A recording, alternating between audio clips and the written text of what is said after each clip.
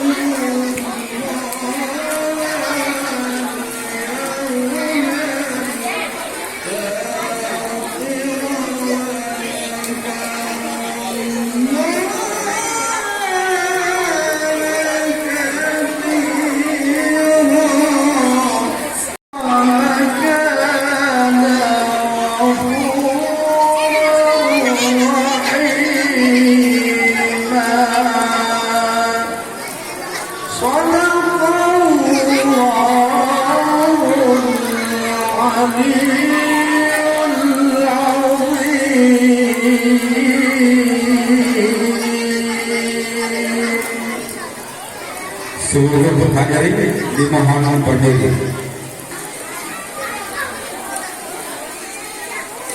Salatullah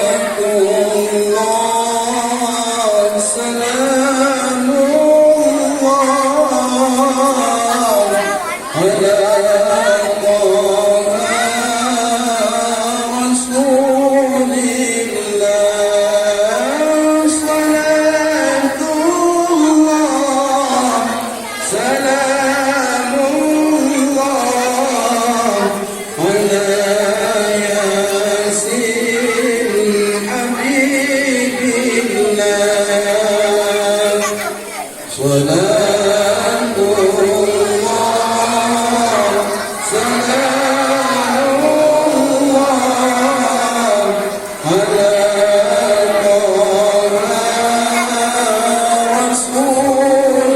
Rasulillah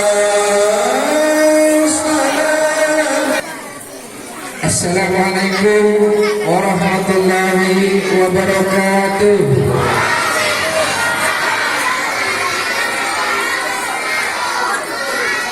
Puji dan syukur kita panjatkan kepada Allah Subhanahu wa taala yang hingga malam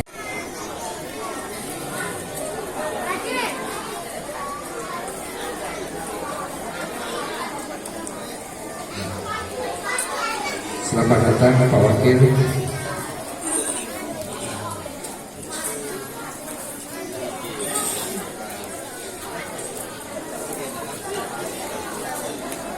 Baik, saya lanjutkan.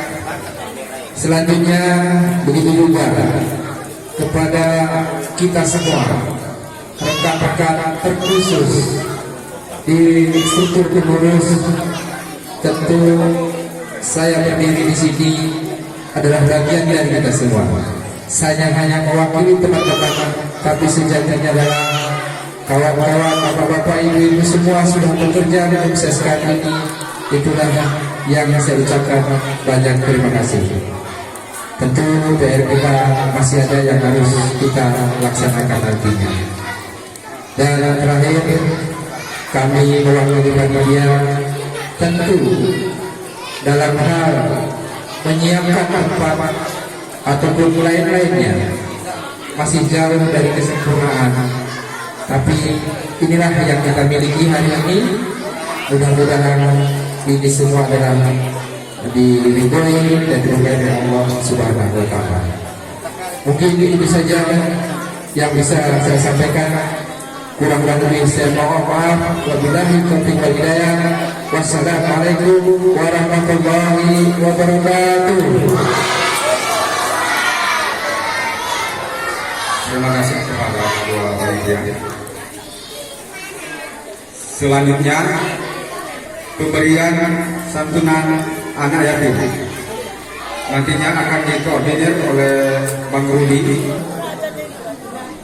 Ketua BKM Masjid Al-Ikhlas atau yang mewakilinya,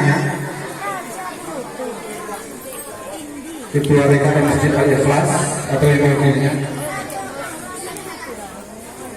Kemudian Bapak PB Desa Persiapan Subur Selatur ini kami mohon. Kemudian Bapak Wakil Wali Kota,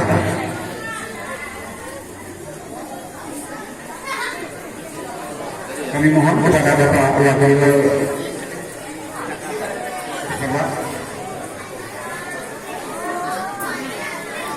kemudian yang terakhir Bapak Ketua LND, Bapak Ketua Pengajian LND, kami mohon Bapak Bahari ke depan Pak.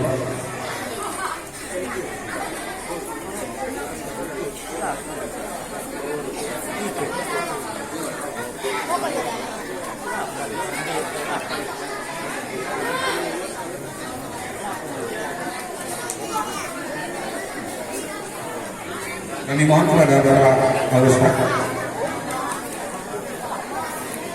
Ya.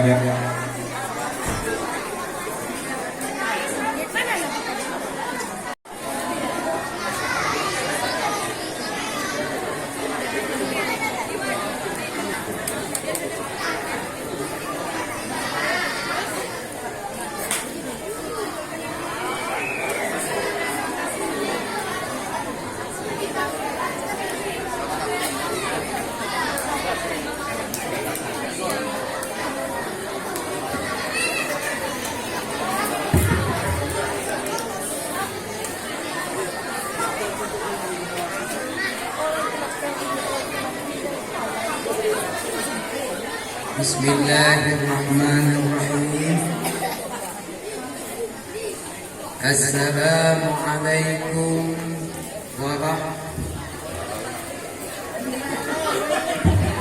Takut ya kan?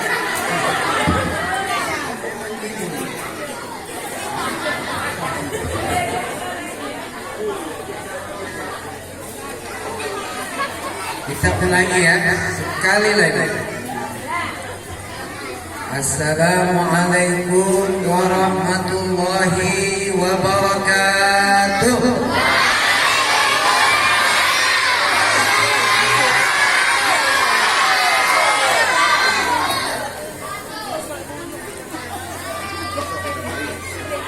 Alhamdulillah.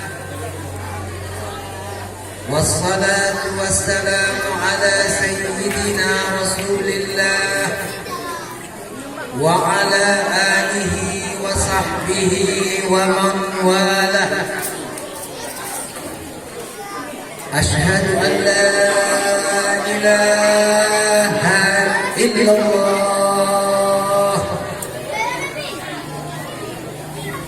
wa ashhadu anna Muhammadar Rasulullah.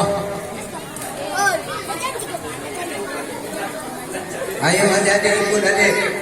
Raditu billahi rabba wa bil islami dina wa bi Muhammadin nabiyyan wa rasulah.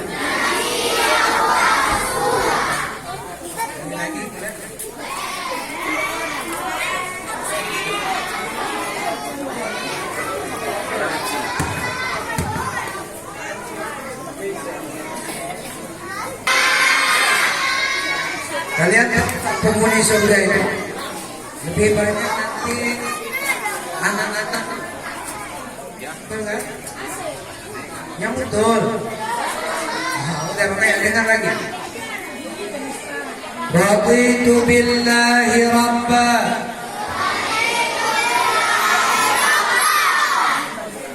bukan babeku, bukan. Dengar lagi. Raditu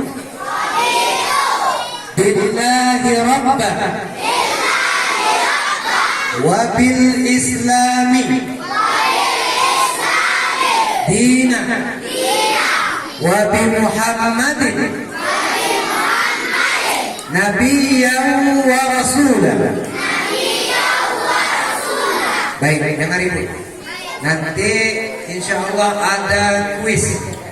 Ada?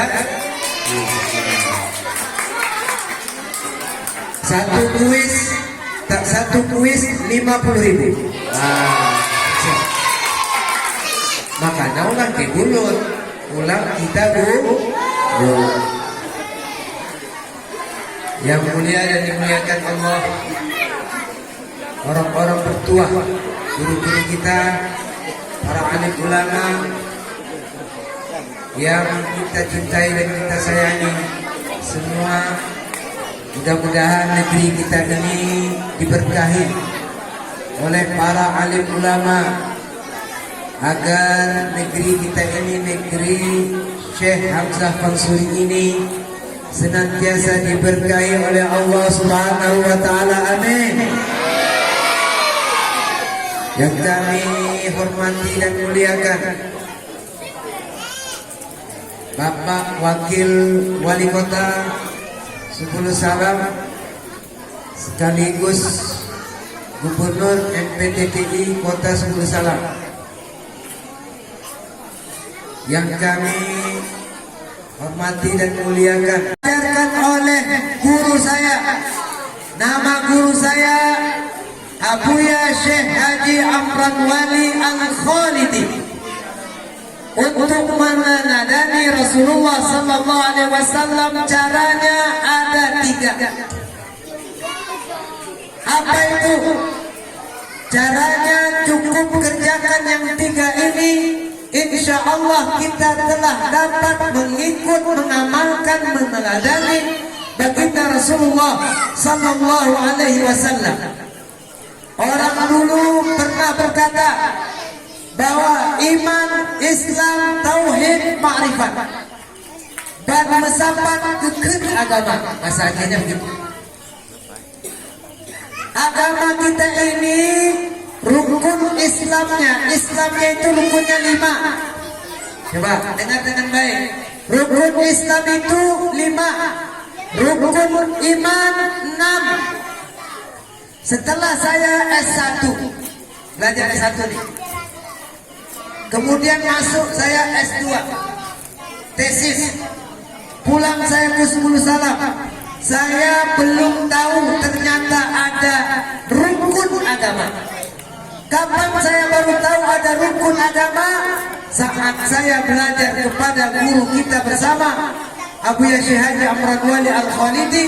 Ternyata selain ada rukun Islam 5 perkara, rukun iman 6, ternyata ada satu lagi namanya rukun agama ada 3, dan ternyata itu disebutkan dalam hadis Nabi yang dulunya saat kami kelas 2 sanawiyah di pondok pesantren salafiyah, kami telah hafal di luar kepala hadis arba'in, hafal sanadnya, hafal matanya, hafal maknanya. Bahkan sampai ke kampus saya masih tetap hafal hadis itu, tapi ternyata saya tidak tahu bahwa ada 3 rukun agama. Bapak Ibu yang dimuliakan Allah Subhanahu wa taala, rukun agama itu ada 3. 1 iman, 2 Islam, 3 ihsan. Ihsan. Bapak Ibu yang dimuliakan Allah Subhanahu wa taala, sekarang kalau kita mau menyandarkan diri kita ini pada ilmu pengetahuan, saat ini bukan sedikit profesor, doktor, tidak sedikit orang alim, tidak sedikit orang yang ceramah. Kita saat ini bukan kurang ceramah, kita saat ini bukan kurang pidato, kita saat ini bukan kurang uang, kita saat ini bukan kurang pekerjaan. Negara kita saat ini bukan tidak maju, bukan. Tapi saat ini kita kurang menjalankan rukun agama. Rukun agama itu ada 3: iman, Islam, ihsan. Apa itu ihsan? Ihsan itu yang dapat membina. Saya mulai dulu dari iman ya. Sayyidina Jibril alaihissalam datang menghadap Rasulullah sallallahu alaihi wasallam. Duduk lututnya berhadapan dengan lutut Rasulullah sallallahu alaihi wasallam, lalu bertanya kepada baginda Rasulullah sallallahu alaihi wasallam, "Ya Rasulullah, apa itu iman?" Lalu Nabi Muhammad mengatakan, iman itu ada 6, yaitu iman itu amantu billahi wa malaikatihi wa kutubihi wa rusulihi wal yawmil akhir wal qadru khairihi wa syarrihi minallahi subhanahu wa ta'ala. 6 rukun iman. Adik-adik coba sebut rukun iman yang pertama. Rukun iman yang pertama apa? Percaya kepada 2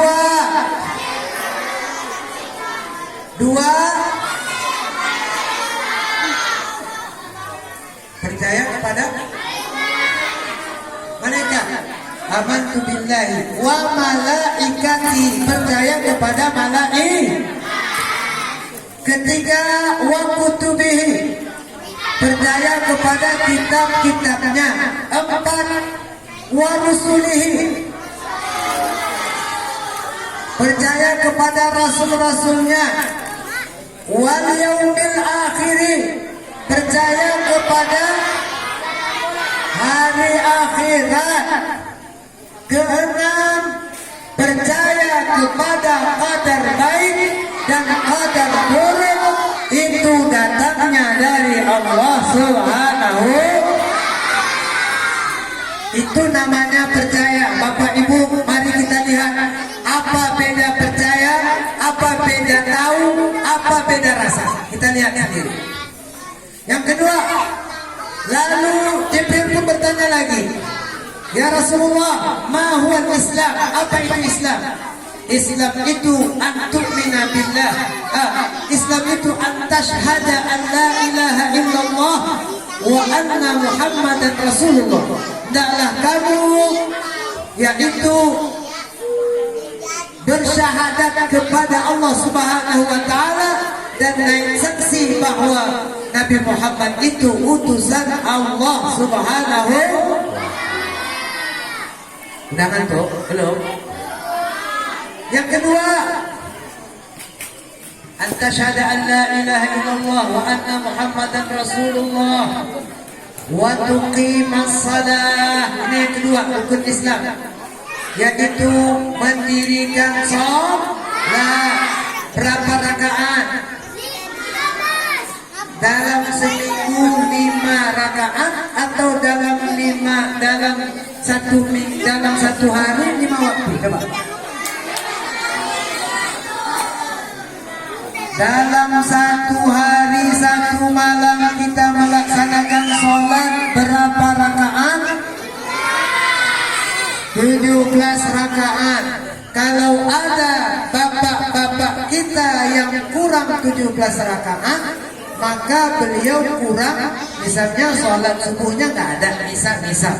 Kalau di sini kan sholat subuh semua, di sini, ya kan?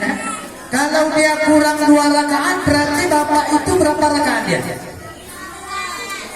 Jangan kata-katain bapak-bapak ya. Maksudnya bapak itu berarti 15 rakaat. Karena rakaat nggak boleh kurang dari 17. Nggak boleh. Sebab setiap hari, setiap malam berputar waktu demi waktu. Ada salat subuh 2 rakaat, salat zuhur 4 rakaat, salat asar 4 rakaat, salat maghrib 3 rakaat, salat isya 4 rakaat. Jadi kalau ada yang kurang rakaatnya, maka kuranglah keberkahan hidupnya. Wa tuqima shalah wa tu'addiyaz zakah, dan dia menunaikan zakat. Kemudian yang keempat, wa tasuma Ramadan, dia berpuasa pada bulan suci Ramadan. Yang kelima, rukun Islam, wa tuhajjul baita man istata'a ilaihi sabila, dia menunaikan ibadah haji apabila mampu. Kalau nggak mampu, nggak dipaksa. Nggak boleh paksa haji, nggak boleh. Sampai bertengkar di rumah tidak boleh. Karena haji itu banyak. Misalnya kalau ada yang mau para haji dan umroh berlipat ganda, sampai diakui Rasulullah tamah 3 kali, tinggal dia salat subuh tepat waktu, lalu dia duduk setelah salat subuh itu tidak kemana-mana berzikir kepada Allah atau baca Al-Quran, atau dia yaitu bertafakkur ingat Allah Subhanahu wa taala sampai keluar matahari pecah yang kita lihat, lalu dia salat namanya salat sunat isyraq 2 rakaat, maka kata Rasulullah dia telah mendapatkan pahala haji dan umrah sempurna kata baginda Rasulullah sallallahu alaihi wasallam. Lalu kalau ada yang tidak sanggup pergi haji, cukup ambil haji dan umrohnya di setelah sholat subuh. Bapak dan rahmatullah Allah, kalau bapak-bapak istimewa lagi, kalau tidak sanggup haji ke Makkahul Mukarramah, bagi orang yang miskin tidak perlu bersedih, tinggal laksanakan sholat Jumat tepat waktu, tinggal gunakan semua sunat-sunat Jumat di masjid. Insya Allah itulah yang disebut dengan haji orang-orang fakir miskin, telah disediakan oleh Allah Subhanahu wa taala di setiap hari Jumat di masjid. Ingat, di masjid, bukan di rumah. Ditanya Rasulullah, "Ma huwa al-ihsan?" Apa itu ihsan? Ihsan itu dijawab oleh Rasulullah, yaitu an ta'budallaha ka'annaka tara. Hendaklah engkau menyembah Allah seolah-olah engkau melihatnya. Fa in lam takun tarahu fa innahu yaraka. Kalau kamu tidak mampu dapat melihat Allah Subhanahu wa taala, mungkin kapasitas iman kita, mungkin ketakwaan kita yang masih kurang, mungkin ilmu kita yang masih kurang, mungkin amal kita yang masih kurang, menyebabkan kita belum dapat mampu melihat Allah Subhanahu wa taala. Turun ke tingkat yang kedua, level yang kedua ini, kalau kamu tidak mampu melihat Allah, maka yakinlah Allah akan melihatmu. Bapak Ibu yang dirahmati Allah Subhanahu wa taala, disinilah pondasi akhlak. Kalau pondasi akhlak dia bukan bicara hukum, Pak. Kalau bicara adab, dia bukan bicara halal dan haram. Oleh karenanya kita di sini kenaknya sering, Pak, Bu. Bapak Ibu yang dimuliakan Allah, akhlak itu bukan dipelajari di buku. Meneladani Rasulullah Sallallahu Alaihi Wasallam, bagus baca buku, memang baca buku sejarah. Siapa baginda Rasulullah, biar kenal kita. Nama Nabi Muhammad ibn Abdullah ibn Abdul Muttalib ibn Hashim ibn Abdul Manaf ibn Qusay ibn Kilab ibn Murrah ibn Khalid ibn Fihr ibn Khalid dan selanjutnya sampai Adnan. Kita mesti kenal itu nama-namanya. Bapak Ibu namanya Allah Subhanahu wa taala. Tapi kalau kita hanya baca sejarah tanpa mengenal siapa yang bawa akhlak Rasulullah, ini akan sulit kita kenal baginda Rasulullah Sallallahu Alaihi Wasallam. Adik-adik masih dengar Kak? Masih, ibu-ibu masih bisa semangat Kak? Masih berapa menit lagi ibu? Baik.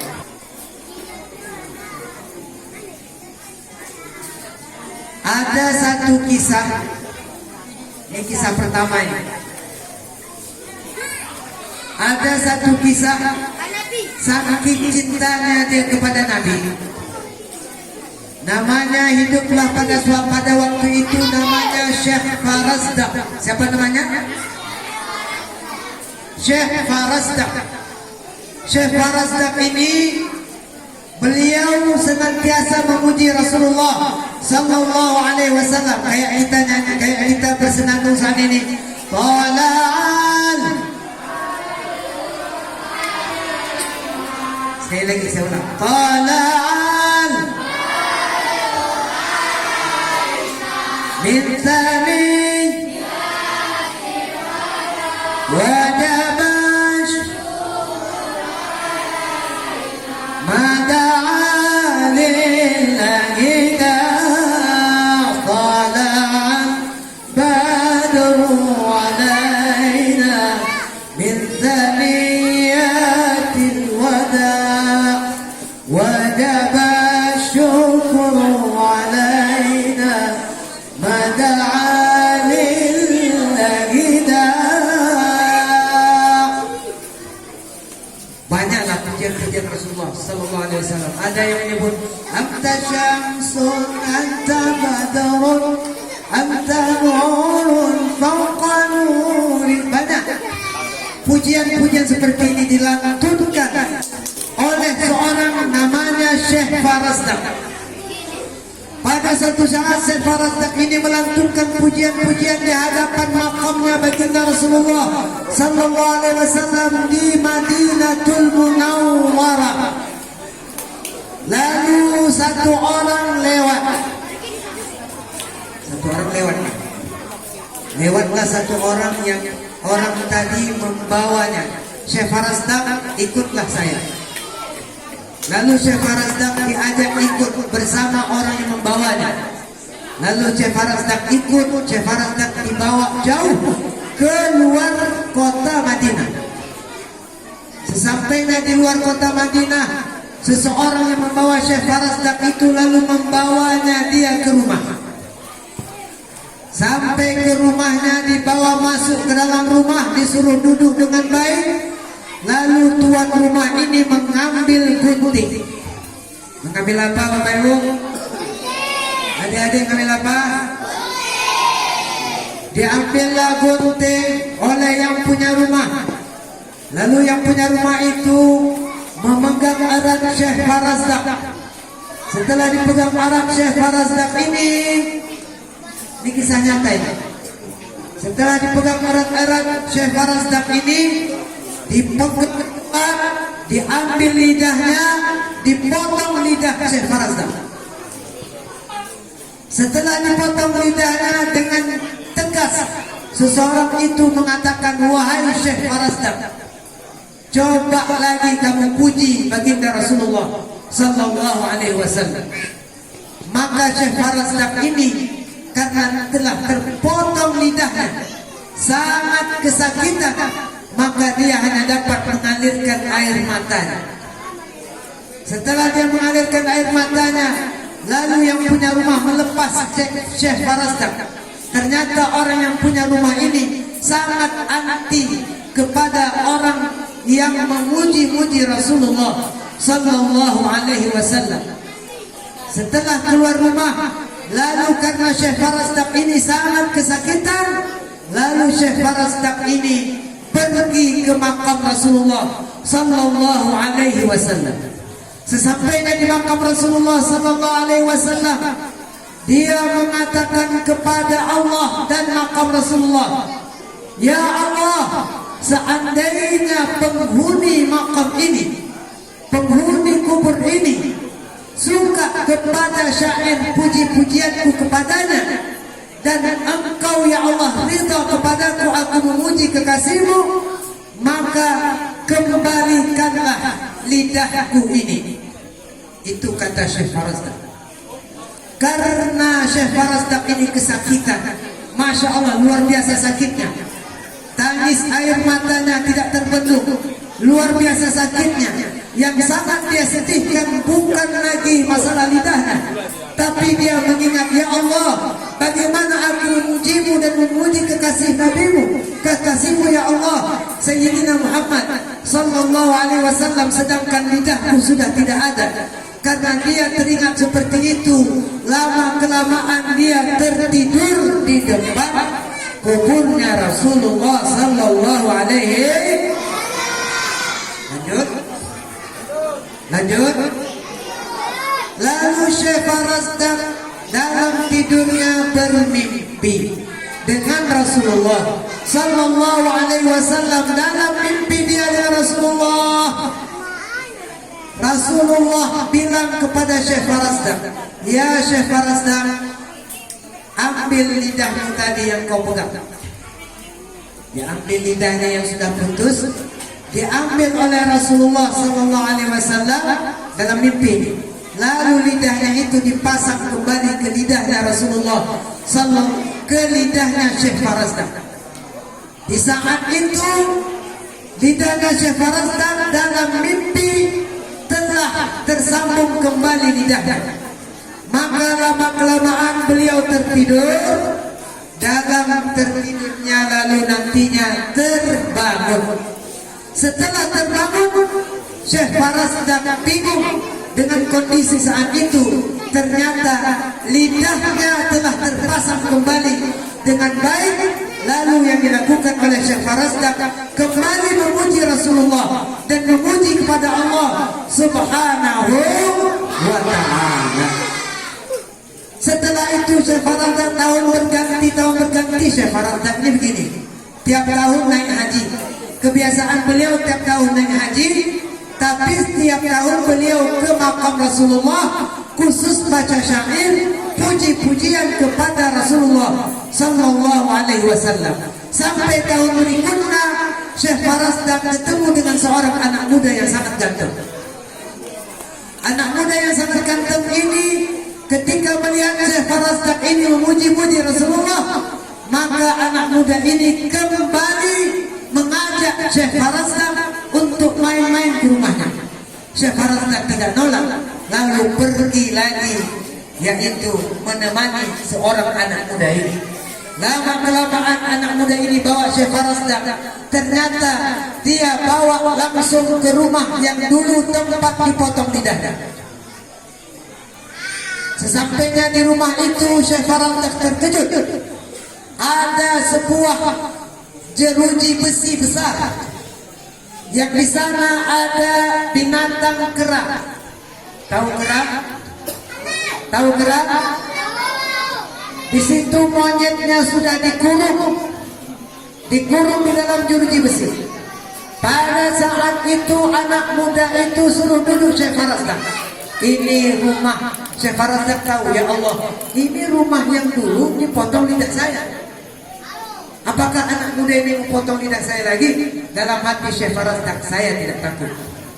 Kenapa? Karena lidah saya adalah lidah yang sering memuji Allah dan memuji baginda Rasulullah sallallahu alaihi wasallam. Setelah anak muda ini menatap baik-baik Syekh Farazdak. Maka Syekh Farazdak ini ditanya oleh anak muda ini, "Wahai Syekh," katanya, "ya, tahukah engkau berada di mana?" Syekh Farazdak menjawab, "Saya tahu. Dulu rumah ini tempat dipotong lidah saya." "Wahai Syekh, tahukah engkau siapa yang potong lidah Syekh dulu?" "Saya tidak tahu. Yang penting dia seorang laki-laki." "Siapa orangnya?" "Itulah ayah saya yang sekarang di dalam jeruji besi itu."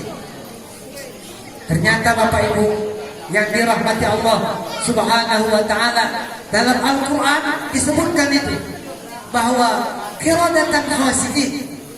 Bahasanya kalimatnya, ada orang yang mendapat kutukan karena kesombongannya, lalu dia dikutuk menjadi kera. Maka pada waktu itu yang dikutuk adalah orang yang benci kepada puji-pujian kepada Rasulullah, yang memotong lidah Syekh Farazdak lalu menjadi kera. Maka pada saat itu Syekh Farazdak memuji kepada Allah dan langsung memuji Rasulullah sallallahu alaihi wasallam. Itu cerita bagaimana seorang ulama besar, seorang alim ulama yang tempo dulu sangat cinta kepada baginda Rasulullah sallallahu alaihi wasallam. Sekarang kita lihat akhlak.